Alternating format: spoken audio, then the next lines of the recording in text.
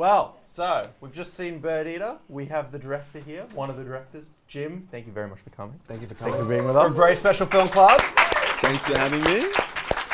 You co-directed this with Jack, is that right? How did you guys come to know each other? Because that's a pretty relatively unique situation, like two directors working together. How did that relationship start? How did that evolve? And then how did you end up directing this movie? Me and Jack met at film school. We went to Afters and we met there. We did like a 3-year-long bachelor and we became good friends there. Collaborated on all of each other's short films. Usually I'd produce Jack's shorts. He would shoot my shorts. And we had a fairly kind of good working relationship where we were fairly like brutal with each other in terms of like feedback. We got good at giving and receiving each other feedback. We found, at least at our film school, I think it's at every film school probably, and it's a good thing. The environment's really positive. Everyone loves to support each other's films and everyone's latest short film is amazing and beautiful. But me and Jack weren't like that to each other. We were quite brutal about what we didn't think worked with each other's shorts and our own shorts. And we tried to push each other quite hard to get better. Meanwhile, we're having like these formative viewing experiences where, our tastes are different and they're still different, but we have like a huge area where we overlap. A lot of the same movies that we really, really love. And a lot of those movies we were watching for the first time at film school. So it was really formative. So at the end of film school, we started a production company called Fax Machine with the idea of just having a brand to make some short films under. And we did that for a year. And then we had the opportunity to make Birdeater and then just jumped into that. Yeah. So Birdeater is such a specific and unique look at a certain set of ideas. I'm very curious to know, how did you come across the idea of making this film and what was the process of developing it into what we saw just then? Yeah, because it's credited as story by the both of you, then he's the writer, right? Yeah, the initial idea was, having a film centered around a couple that has separation anxiety. They can't be apart from each other because that has like a fun inbuilt structure where eventually the movie will separate them and you see what happens.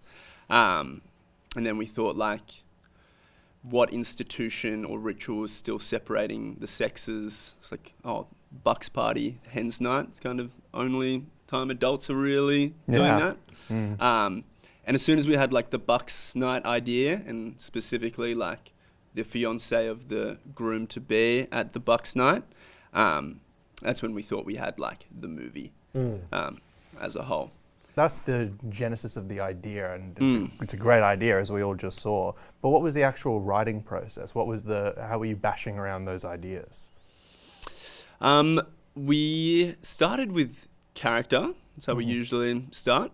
We had an ensemble. That was a fairly like deliberate decision we made to do like a ensemble film, just because the traditional indie feature wisdom is you make a movie with 2 or 3 actors in a single location, do kind of handheld camera because it's like cheap and easy, and do like a droney kind of ambient score. And we wanted to just avoid every kind of pitfall of what we thought like most indie films look and feel like.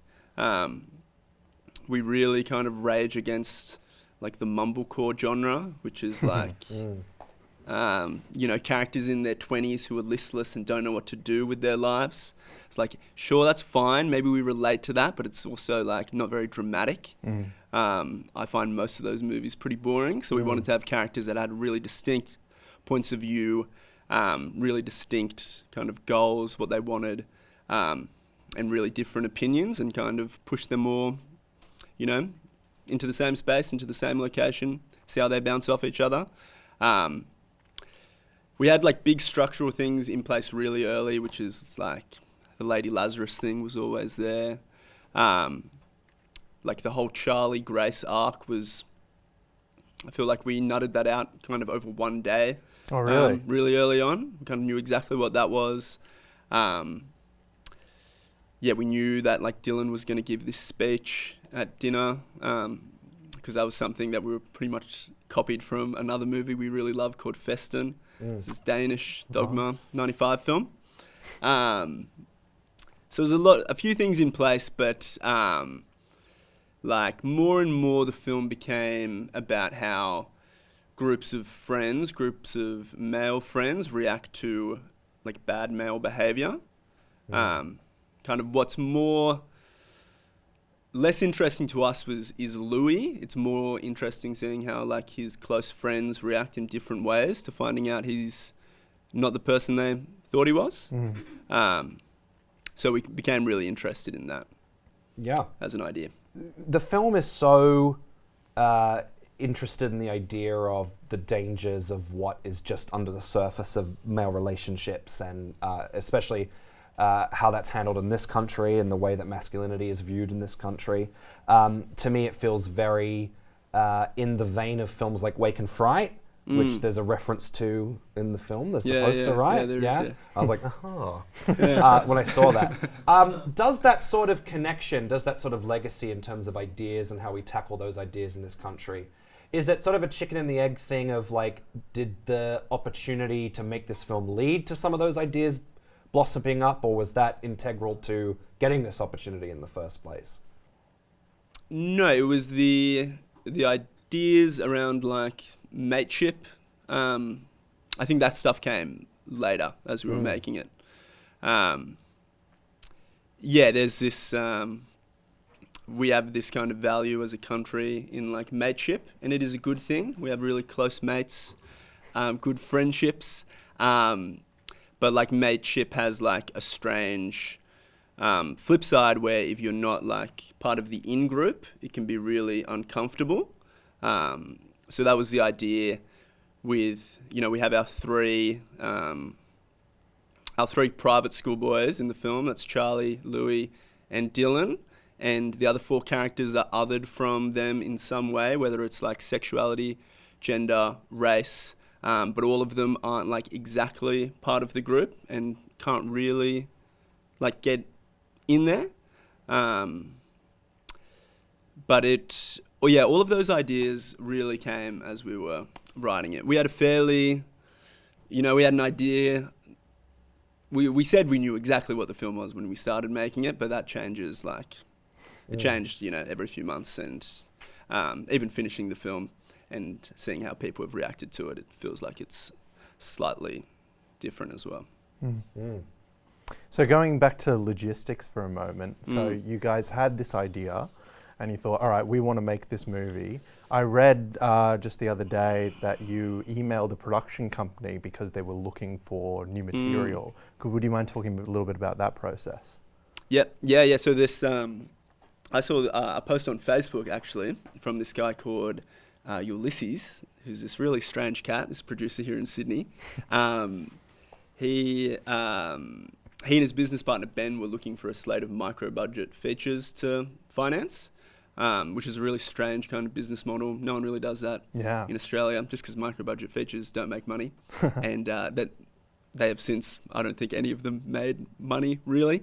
But the idea being, you finance 5 micro-budget filmmakers, give them a big kind of, or a really long creative leash, and, hopefully some movies really punch through and find an audience. So that was the idea, and I saw this Facebook status. We had maybe a half-page document for Birdeater at that point, but we came into their office and we pitched the idea, and we had a couple of short films that we had made since graduating film school that were pretty good, showed we had a handle on tone. And we really, really confidently pitched this idea.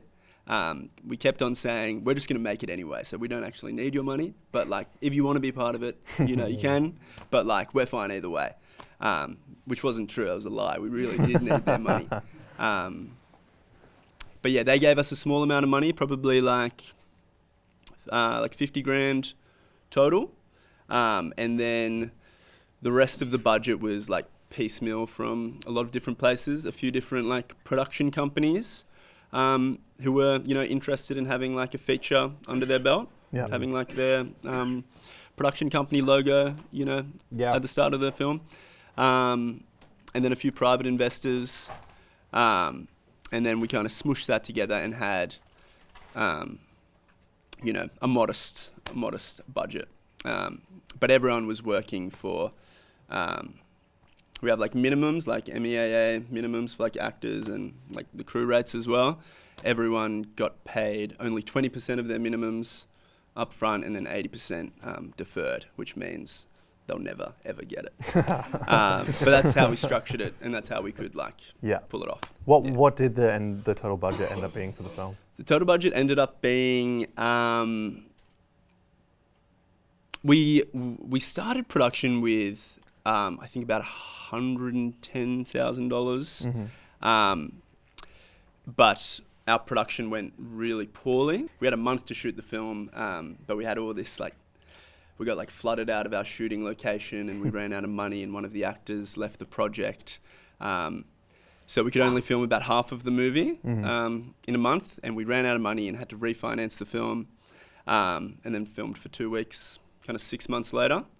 And then with like post, the budget ended up being more like 250. 250 all in. 250. Wow, I mean that's very impressive for 250,000. I mean that looks $1 million. Really, I mean, doesn't it? Very well. Yeah, absolutely. Yeah. Well, I guess like cameras aren't really the most expensive part of making. Not anymore. Not anymore. Yeah. So it really is crew, and we had all this crew working for 20% of what they should have been earning. Really. So that's kind of how we did it. Yeah. When it comes to making something like this, and there's that opportunity to really go for it and to make something, and how do you start to make those tough calls about what you keep, what you change, what you're willing to compromise on? What are the non-negotiables? Is the crew a non-negotiable? How do all these different ideas settle in your mind in a place where it even makes sense to go on such a crazy journey like this? I think you have to be really, really excited by the idea and by the script. It's such a long process making a movie. If you don't really kind of believe you're making something worthwhile, it's like it'd be a total slog.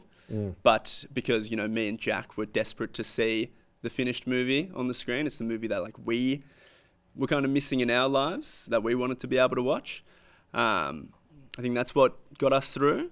You have to make compromises like constantly for different things.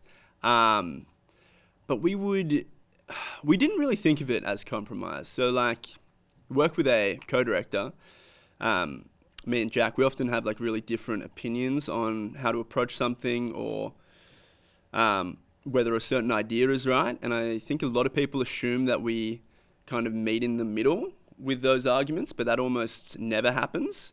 Usually one of us wins the argument. Right. Someone has the better idea.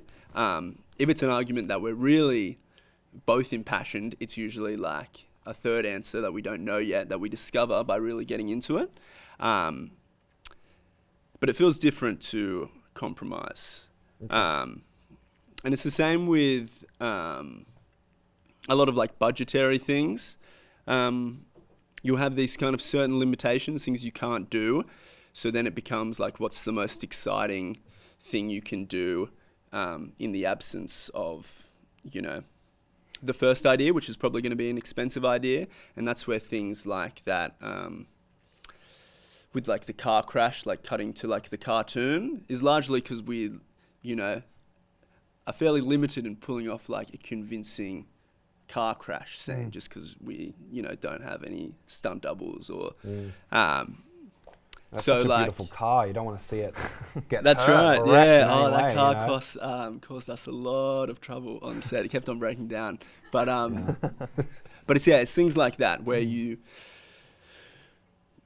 we just kind of always strive to do something different or make the most of the resources available to us, and that's why we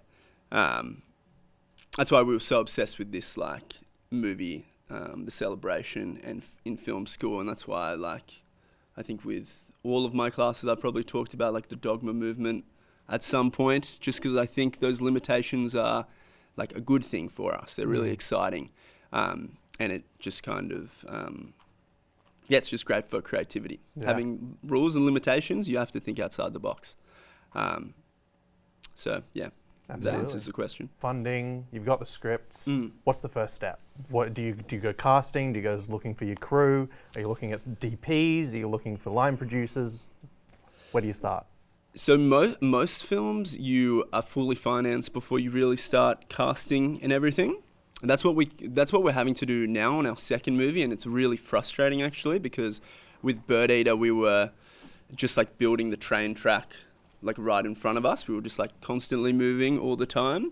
We set shoot dates before we had even like a quarter of the budget found. We'll set the dates and then just tell people we're doing it, and then they're forced to come on. You know, let's make it on our terms. That kind of idea. So we were casting really early, and we were casting for probably 6 months, like a long time. And talking about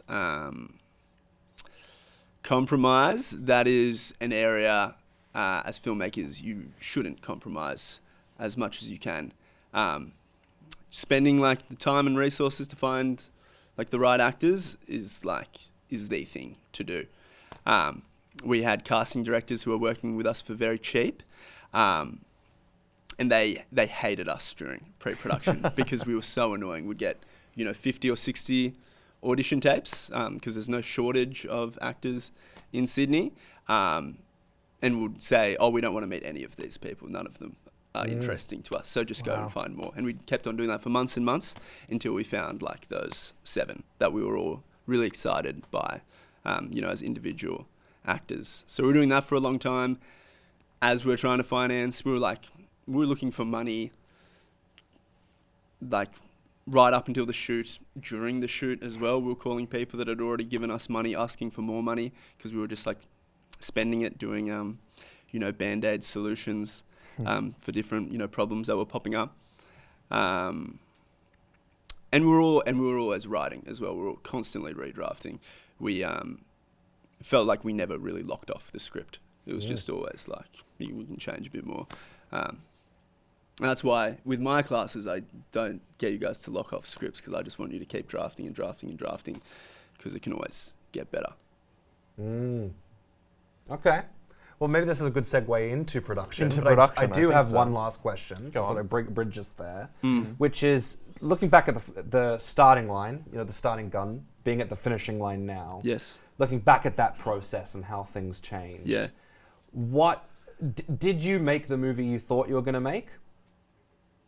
No, but it's better because this one exists, and the movie in my imagination didn't exist, so it's better. Yeah.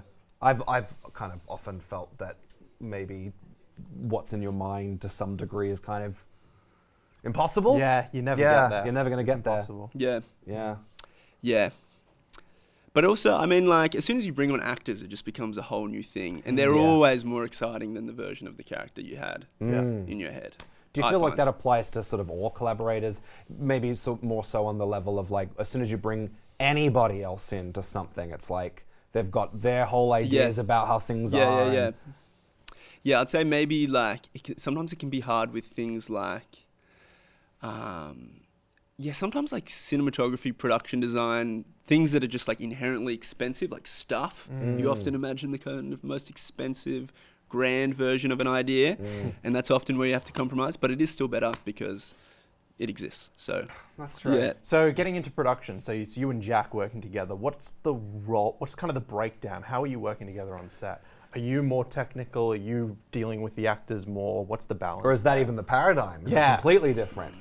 Well, at our working relationship is in pre, we write the story together. Jack's the one writing the script.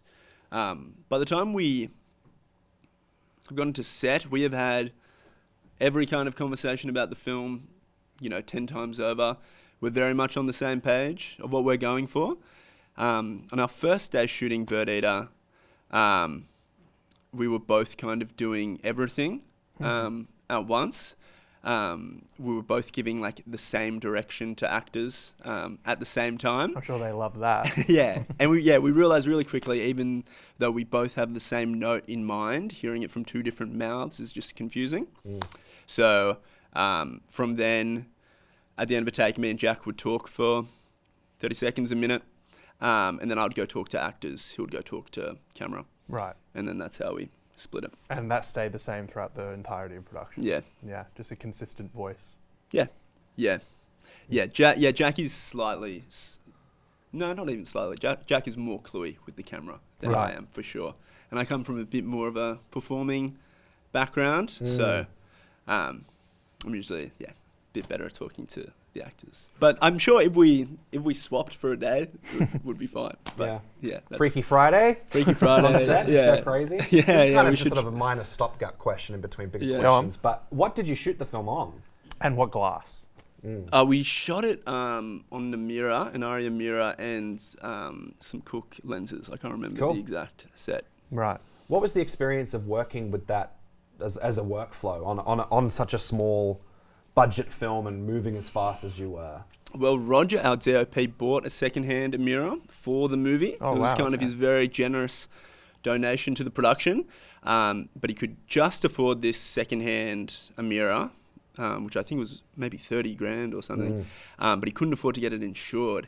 And on the fourth day of shooting, it had what we were told was a 1 in 200,000 chance software failure.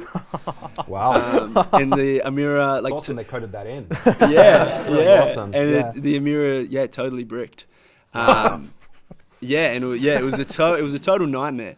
So what was did you call the day, or like, what was the solve? We stopped shooting for 3 or 4 hours whilst we ran to get a backup camera. Yep. Another Amira or just something else? No, like someone had a dragon, black the Komodo, red dragon? something like that. Yeah, one of those.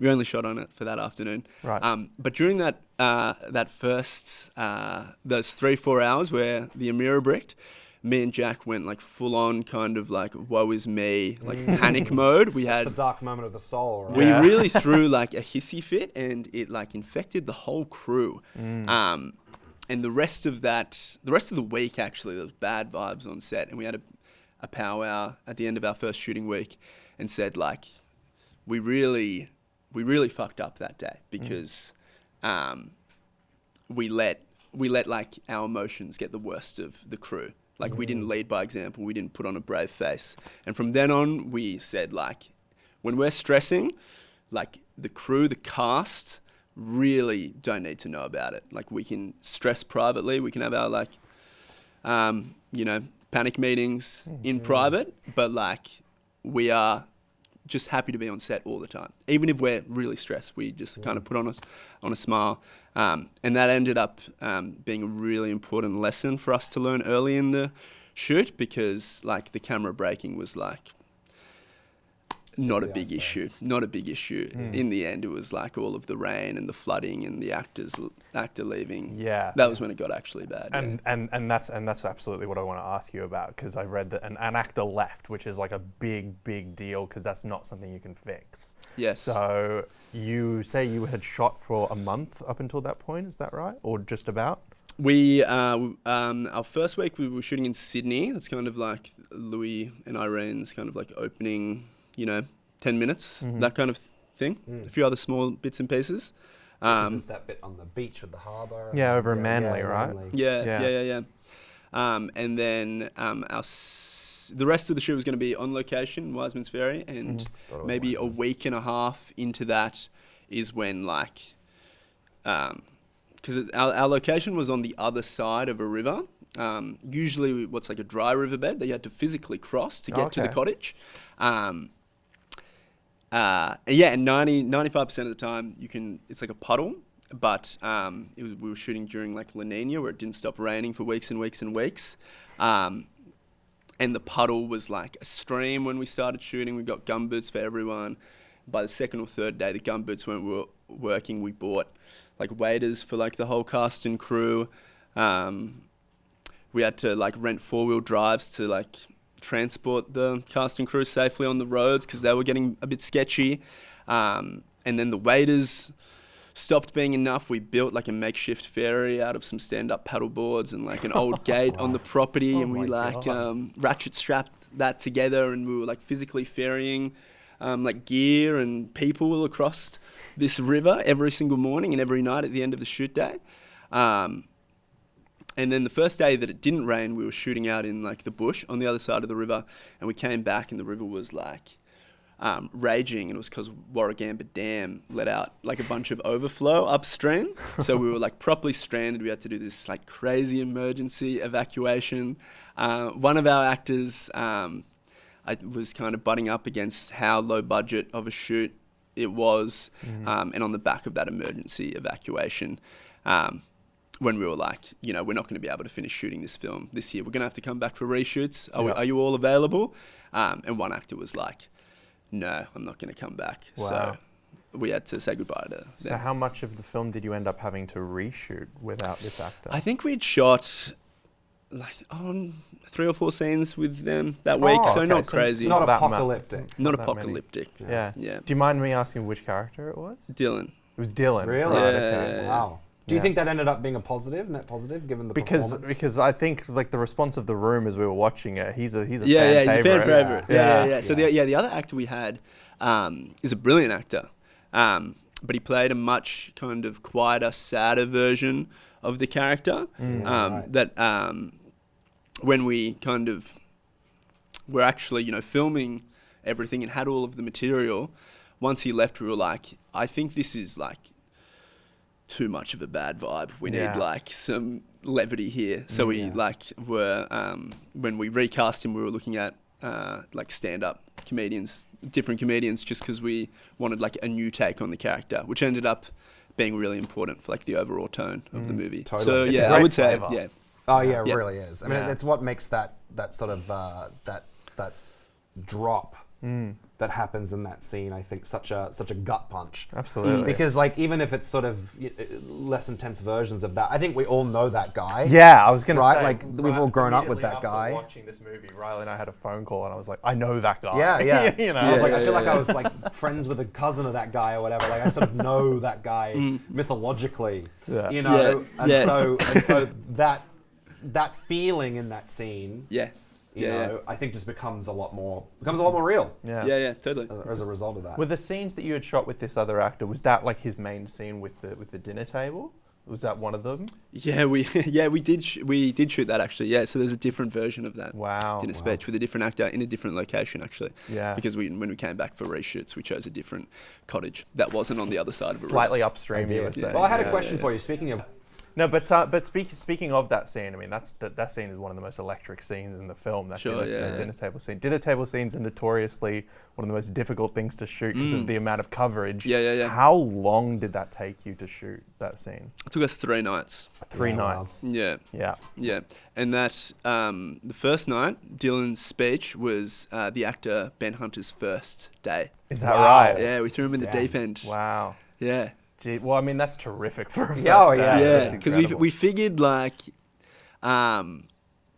it would just do something really exciting for the rest of the ensemble, who really liked the previous actor playing Dylan. Right. But we kind of wanted to choose a scene to shoot first where they were just kind of reacting to this like new version of the character we had. Sure. So like we didn't rehearse with them. We kind of just had this new actor and just like pushed them in. And Ben Hunter like really rose to the occasion and just like crushed it that night. We have 3 takes of that like 8-minute long speech, and they're all good. But yeah, that gave him like a crazy amount of confidence because it was a huge load off his Yeah. back, like getting his biggest scene out of the way first Yeah. day, and like for the rest of the shoot, he was felt very, very like comfortable. Yeah. So That was great. Whose idea was is that just scheduling, or did you kind of plan that? yeah, we always think about try to be somewhat like strategic with like what we shoot first, like with our next movie we have scenes where we have characters who are really nervous in the scene, and we figure, oh, we'll just shoot those first because everyone's going to be nervous their first day, regardless. Non-consensual method acting. Yeah, kind of. Yeah, a little bit. Yeah.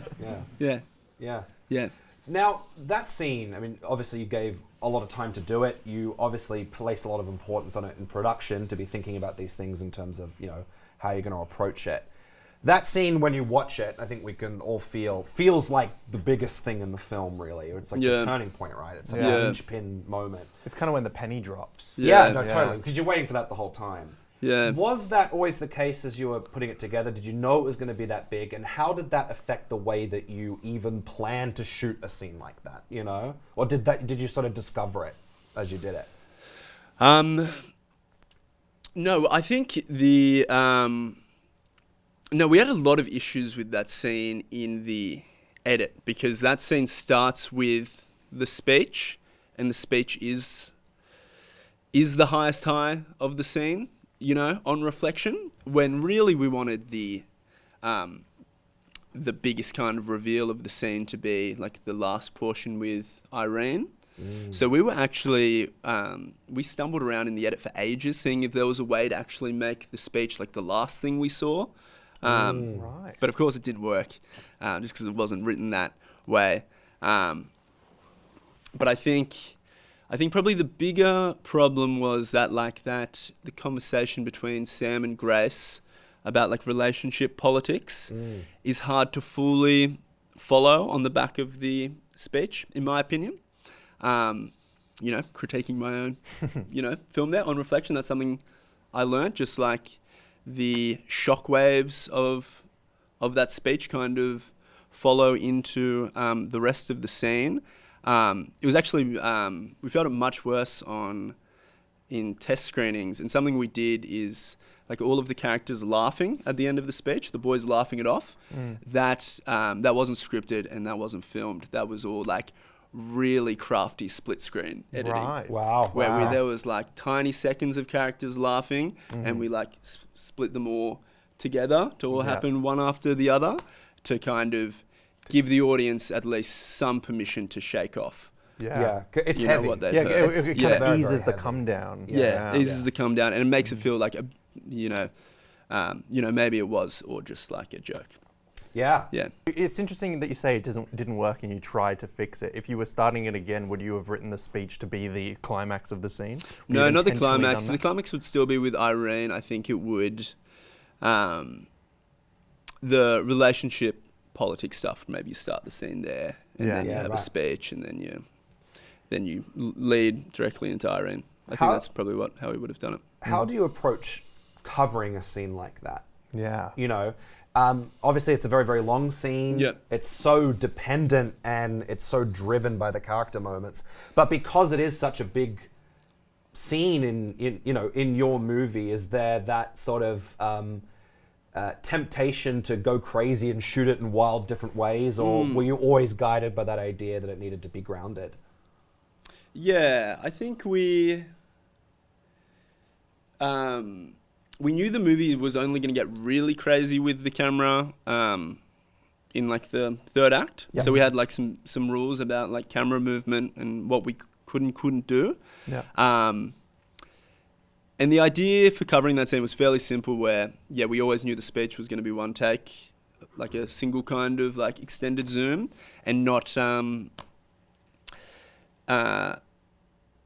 hopefully have an audience like begging for a reaction shot. It was like some kind of just like just let me escape this this awful speech, but deny an audience that, and then we knew that at some point in the scene we were going to like cross the line. Okay. So we have that when Irene first starts kind of divulging all that information, we cross the line to the other end of the table, and then like the camera stays in the corner. Background. Yeah, and that's when the camera starts kind of moving to different reaction shots. We kind of just, pretty simple thing, just cross the line at some point at a big moment, and then have new kind of coverage from the other side. So really there was a plan and you stuck to it, and that's, other than you thinking about it we kind of we just had the plan and did it. Look at that. Yeah. Jim Weir, everybody. Yeah, isn't that great? Yeah.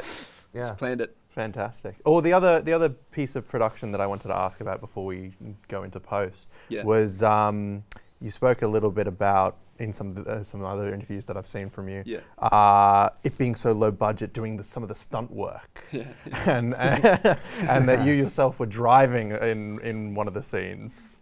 It was some beautiful driving. Yeah, It really stood out to me. I feel like I shouldn't go into too much detail with the film school students, but There are legal. yeah, stuff you definitely ramifications. can't do for your JMC stuff, we did on Birdeater. So yeah, that's Louis driving, like the really crazy driving. That's me driving my own car, and I thought like, well, Louis wouldn't be braking. He's like, so I'm not gonna brake. And we were just filming on like public country roads. Yeah. Even more dangerous is the follow car because they can't have their headlights on because that would be in the shot. So Sure. that gets, pretty hairy. And then like, Louis in the back of the ute and all the boys there. That's kind of like the beautiful thing about having a really low budget is, if that's the script, this has to happen. The only way we could have pulled that off is to do it for real. Like we couldn't have done it with green screen or with a follow car or with a trailer or with whatever. So we just had to do it for real. And we had like, safety measures in place. We had like fairly specific runs of like forested road. That was on a private property, that stuff. But yeah, we just had to get, our DP in the back with a camera. The only thing that had a harness was the camera. That was the thing. Priorities straight on that one. Yep. Yeah, but it means it's a lot more intense just because. Absolutely. Yeah, it was real. I have a post-production question to kick us off, but before we do that, I do just sort of, before we move on. Okay. Is there a moment from the film that stands out to you now in production as being special or weird or something that just stands out to you that you didn't expect to? Yeah, happy accidents. Yeah. Happy accidents. The movie is good. That's definitely not. I like that. Yeah. The usually on set, I'm fairly low key about, when we get something, just kind of move on. Don't start celebrating before like you get to the finish line, kind of thing. But after Dylan's speech that night, I was like obviously very, very like excited, and we were kind of like fist bumping, like we got it. We definitely have that. And then also filming that kidnapping stuff in the back of the ute. That was maybe a week after that actor left the production and we had our emergency evacuation. And during that time, we thought about like calling it quits totally because we had run out of money. We didn't have like an actor, and we thought maybe we can cut it into some kind of proof of concept and then get money to shoot a different movie. We talked about that, but then we decided to power on. But that was like a week later shooting that kidnapping stuff. We were like so glad we have powered through because like now we felt like we kind of had such a huge part of the movie that we were so nervous about pulling off. I'm sure there were heaps of happy accidents, but that's what comes to mind in terms of moments that really, really jump out. Fair enough. Shoot days, yeah. Just before you do jump into post, one other question I had just for these guys particularly was what were the hours like on set? Like how long were your days? Were you doing French hours? Were you just going like the Americans do? My other question was how many takes roughly? Like were you doing 3 takes of everything? Was it very situationally dependent? Were you doing one and done? Like what was kind of the speed, the pace? We were pretty good with our shoot days, just because it were, especially in that like first block where conditions were like tough, people aren't working for much money. I think we just did like kind of clean 10-hour days. We had a few, overtime nights, but not many. We were fairly good. And then takes, very situational, like at least 3. Usually. But up to 15 if we had to. Mm-hmm. So, yeah. Sometimes you just don't have it. Sometimes Until we you don't have have it. Yeah, yeah. Fair enough. Yeah, we get very angry. No, we don't get very angry, but like we have a good relationship with our first AD where it's not like you get one more. Yeah, you know, yeah, it's yeah. like, well, what if we don't get it? We obviously have another one. So like we go until we get it kind of thing. Mm-hmm. But yeah, I'd say we'd average 4 or 5 takes. Right. Okay. Yeah. That's pretty good. Yeah. Yeah, no, Yeah, that's it's good. good. It's efficient. Yeah, it is. Yeah. Yeah. Righto, kick us off, Mr. Post. Yes, I have a thing that I've thought about every time with this movie, which is from the very beginning of the film, the editing is so confident and so specific in what it wants to communicate to the audience. And there's a certain faith that it has in the audience to understand, kind of small jumps of logic, things that you wouldn't necessarily see in an American film, the way that it's edited. It's just a very different approach to that. I want to know, walking into the edit room, sorting this out, how much of that came from you, how much of that came from collaboration. It just feels so informed by production in a way that I don't necessarily see in a lot of movies. And I'm just curious to know what the process of designing the language of the edit of this film. Yeah. I'd say a lot of like those like logic jumps were like written in. Yep. This idea you see 2 characters looking at each other at a party and you cut to them in bed, like we can intuit a certain story, and you probably intuit the story of, it's a one night stand, but then you see an engagement ring and maybe you think, oh no, maybe they've been together for quite a bit now, maybe this has been a big time jump, and a character is saying they're going somewhere, and then the film shows you what he's really doing and he's not doing what he said, and audiences are smart enough to intuit, this guy lies a lot. Well, it's funny you say that, because I feel like a lot of movies we see, they don't feel like the audience can enjoy that. I'm basing just on having watched them. So it's an interesting thing. Yeah. But in terms of the edit, we for a long time we didn't have access to an editing suite that could handle all of the footage. So kind of out of necessity, we split the film into 3s. And me, Jack, and the editor took an act of the film each to edit by ourselves. Right. So our first assembly cut was edited by 3 different people who hadn't seen each other's work. Okay. And it was really strange, but it worked surprisingly well, just because the structure of the film's somewhat episodic. Yeah. Who did what, if you don't mind my asking? Ben did, who's the editor, he did the opening. And then I did kind of everything from arriving at the property to the end of dinner. Yep. Jack did paranoia and the kidnapping. And then I did the 3rd act. Right. Oh, Ben did the firewood montage. Did the firewood Yeah, that was a huge one. Ben did all the big montagey stuff. Yeah. I mean, they are dynamite. They really are. Yeah. There's so many different versions of those montages.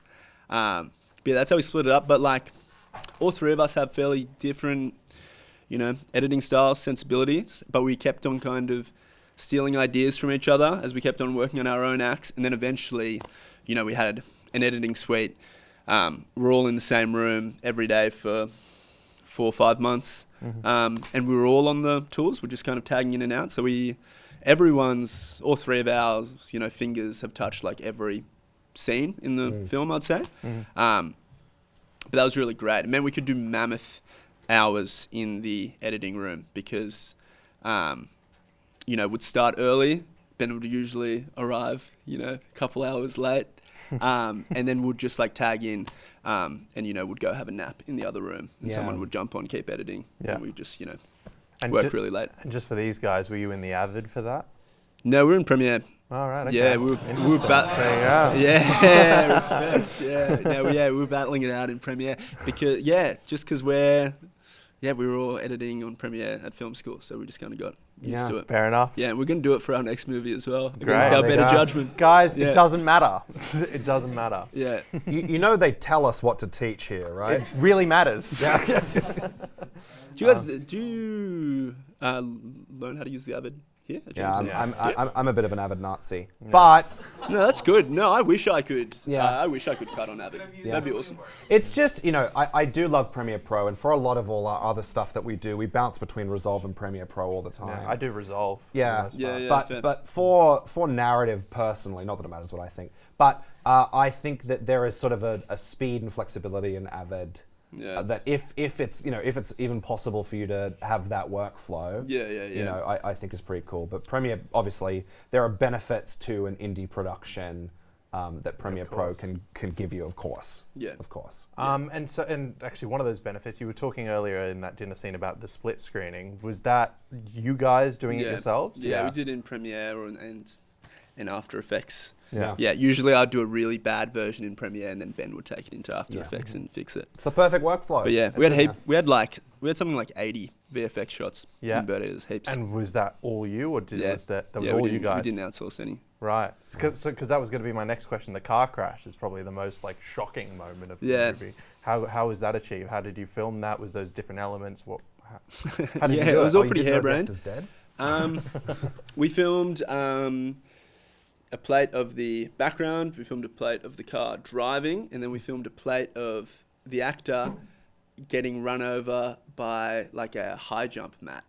I borrowed a high jump fun. mat Yeah, from my primary school, and we put headlights on the high jump mat, and we just ran into him, and he kind of just flopped That's over. great. And then we cut out a few frames. Yeah. How did you VFX. pitch that to your primary school? I was working at my primary school at like the after school care, and I just asked. You if said I could need this borrow for it." an afternoon. Yeah, I just asked for it. Yeah. And they're like, whatever. yeah. That's great. Exactly. Yeah. That's great. Yeah. I gotta ask, because another moment that I really loved the first time watching it in the theater was when you're in the back of the ute, and then the aspect ratio starts slowly Yeah. coming down as he's taking the drugs. Yeah. Whose idea was that? How did that come about? I think that was Jack. Yeah. I think Jack did that when he was editing all the kidnapping stuff. Mm-hmm. Jack had did the entire edit from like a 2011 like MacBook. The optimal editing machine. And his preview screen, his little monitor was like the size of an iPod Nano, and he was just like squinting at it for a couple months when we were assembling and so it. he decided with the aspect ratio, let's make this much worse. Let's make this much worse Let's make to see. the screen even smaller. Yeah. I have a question about structure. Yeah. Go for it. I have structure, and that is, I feel like it's often, especially for these guys, you go and you make these movies. They go fairly well, but you get in the edit room and you sort of have to go, all right, this isn't working. Yeah. You have to reckon with the idea that maybe you have to move things around and change things. Did this movie see a lot of changes in post, or was it more just a process of refinement? Yeah, there were lots of changes. There was lots of stuff that stayed really, that was quite similar, like the kidnapping sequence. Didn't change that much from like the first draft. It was kind of that hectic. Yeah, right. Immediately. Mm-hmm.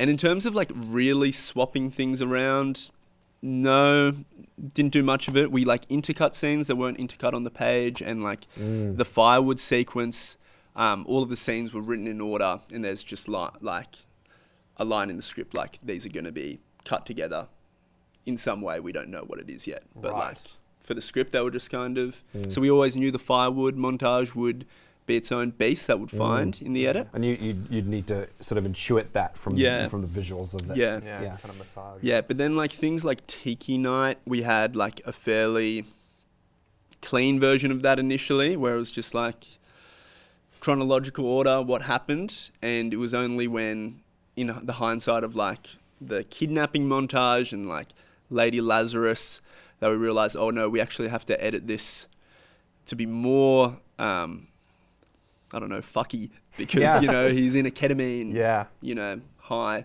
Yeah. and he's passed out, so we need to kind of make things a bit like wackier, and that's when we were like, cutting to and from the dance floor and breaking up that argument, and And just because of where you are in the film, like that late in, you've got so many fires simmering. You Yeah. know, there's obviously a lot. Yeah. You got to ratchet it up as much as you can. Yeah, Right? yeah, and we've got kind of permission to do that at that point. Because it's disassociative. Yeah, Yeah. yeah. So do you feel like something? Because I feel like what's so interesting about the movie for me is how subjective it feels. Was that something that came from the shooting necessarily, or did that have more of an identity in the post?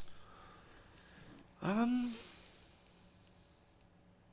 not sure. I'm not sure what you mean. As in, like, subjective from like characters' point of view. Yeah. Well, just speaking about the dissociative episode, for example, and how you mentioned that gives you permission to sort of go out and go a little bit crazy. It sort of feels like you're saying that there is a direct relationship with what we're seeing with the experience, specifically of those characters. Yeah, we had some of that with like the visual language of what the camera can and can't do throughout the film. But yeah, especially in the edit, we realized, if we really want to disorient like the audience, we kind of have to introduce those ideas earlier. So that's like, would go back to the opening montage and realize you can actually like challenge the audience a bit more with how we cut, just to kind of set the tone of like the kind of rhythm they should expect. Like dinner becomes quite grounded, so is Paranoia, but then towards like the end of Paranoia with like that Windows era sound, that's when we're really introducing okay, we're about to get silly now. Yeah. And that's something we added to help ease the transition into the kidnapping. So that was a post decision. That wasn't in the script. The Windows 95 effect. Yeah, no, that was we had premiered at our first festival. And that moment didn't get enough of a laugh, so we went back and how can we make this funnier? And then we added the Windows. It is, I would say, an objectively funny sound effect. It's very funny. That's one that really hit this Yeah, room. that's good. I'm glad. Yeah. And so, well, my other question was a sound question. Yeah. The indicator. That was Yeah. another really clever moment. I thought Yeah. really was a great transitional point. Was that feels like you're not shooting an indicator trying to figure that out in post. That feels like you would have known about that beforehand. Unless you like indicators. No, that's actually the ending we've reshot. Actually, we had a different ending to the movie. Totally different ending. Is this an exclusive? Could you share it? I think it might be on the Blu-ray. Oh, okay. Maybe. How much of the ending? Like, from where are you talking? From in the original ending, after that Charlie Grace driving scene, we flash forward to the new status quo between Louis and Irene. We flash forward 6 months or something. Wow. Oh. Okay. And it wasn't quite right. It was also the first thing we shot, so it wasn't as good as the other stuff we had shot.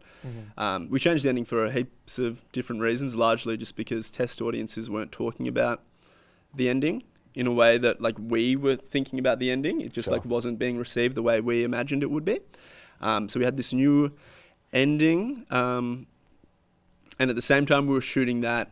During the edit, I had the idea of the indicator. We'll make the indicator go backwards, and then it'll be backwards. Yeah. So that was a late. I get it. It was a late. Yeah, you get it now.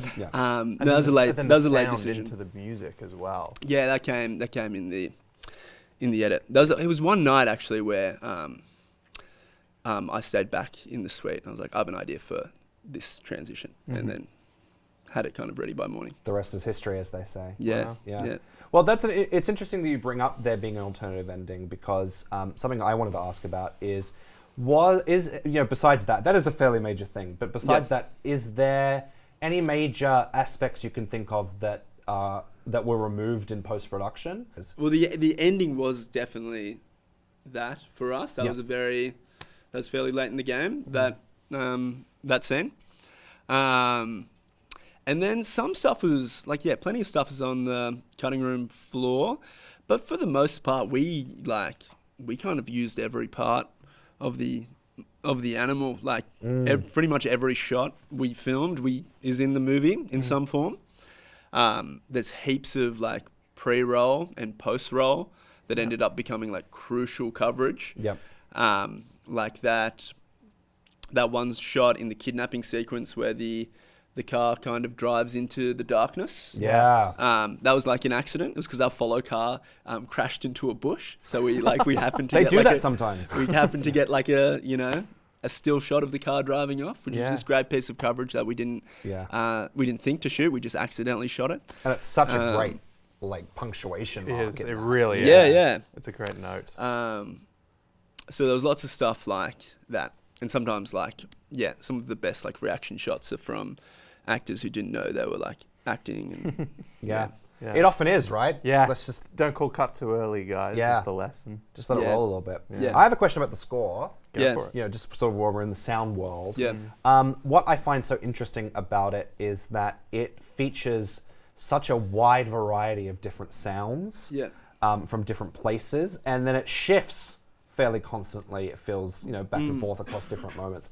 What was your process so far as approaching the score for the film? Yeah, okay. Well, our composer was this guy, Andres Dominguez, who we also met at film school. And when we graduated, he went to go study at the Con.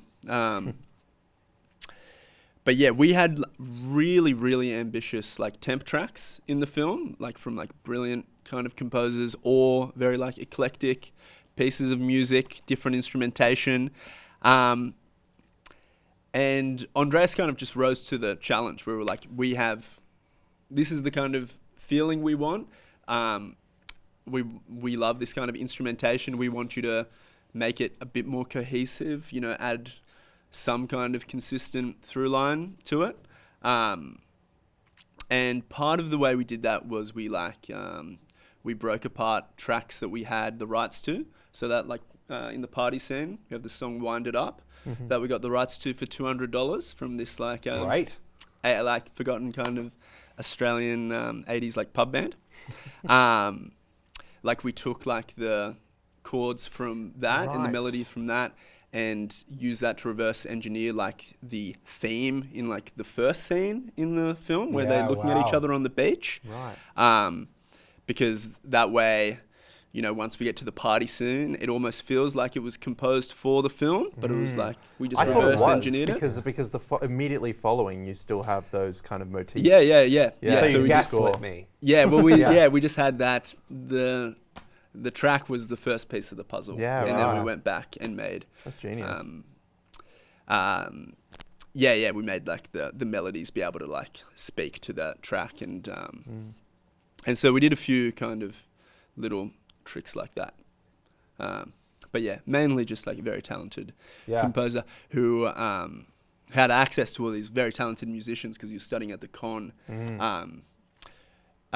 And pretty much that entire score was recorded from his bedroom studio. Yeah, wow. Yeah. Especially because I don't know about you guys, I think that is such an incredibly evocative score. Yeah, The yeah. different noises. And it's not the kind of score that you hear on many micro-budget No, films, yeah, it's no. usually ambient Atmos Yeah, droning things, Yeah. which this is not. Yeah. Yeah. Well, it's just one of those pieces of the puzzle that just makes something like this feel more elevated. Yeah. Totally. You know? Yeah, for sure. Yeah. Now, I've just got my eye on the time. And Yes. as much as, I could sit with you all day asking questions. How cute. Jim, thank you very much for coming and doing this. It was an absolute pleasure for us to watch your movie. It was a pleasure for us to put it in one of our film clubs. I think it's a great Australian movie. And I think it was an absolute treat. I'm sure you guys can agree, sitting down and hearing it straight from the horse's mouth. Yeah. So thank you once again. Thank you very much. Thank you all for coming.